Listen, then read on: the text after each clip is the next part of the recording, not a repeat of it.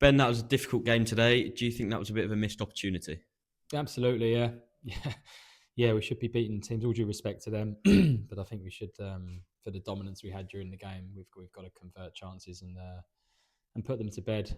We huffed and puffed, but we weren't good enough in there. Again, how many times we had this conversation where final third, last ball, 18-yard box, just taking shots on, the quality when it goes into people. Yeah, we've hit the post, right? We've had a couple of chances as well that flashed by, but ultimately we've huffed and puffed, but not been good enough. Especially in that second half, do you think it was one of those days where the ball just wouldn't go in the back of the net? Yeah, you got listen. I suppose you've got to give them credit in some ways as well. They set the stall out, haven't they?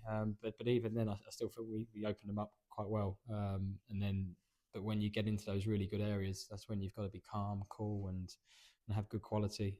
And that's what we kind of lack. We lash at things a little bit. We don't see things at times, and then ultimately we make bad decisions where we take the wrong opportunity when there's probably a simpler, better opportunity just to our left or right of us, and we don't see it well enough. And that's the frustrating thing.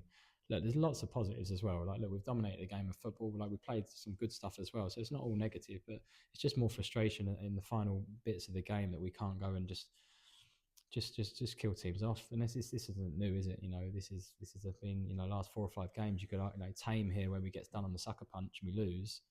Today, like, not that they've done anything during the game, but you kind of feel like, well, they might just toss a free kick in and it rebounds around and they score a winner.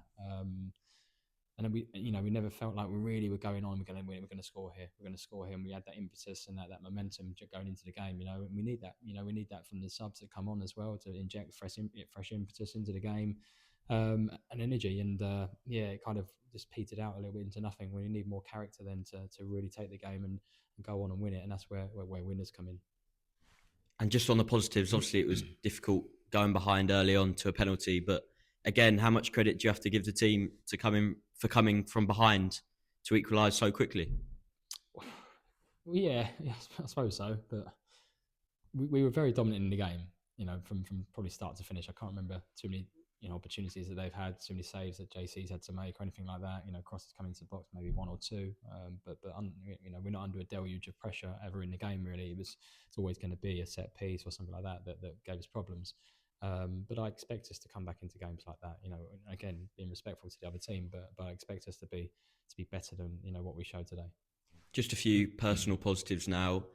We saw Zen and Urgis both making appearances off the bench today. How good is it to see them back, especially with Zen having a bit of a health scare?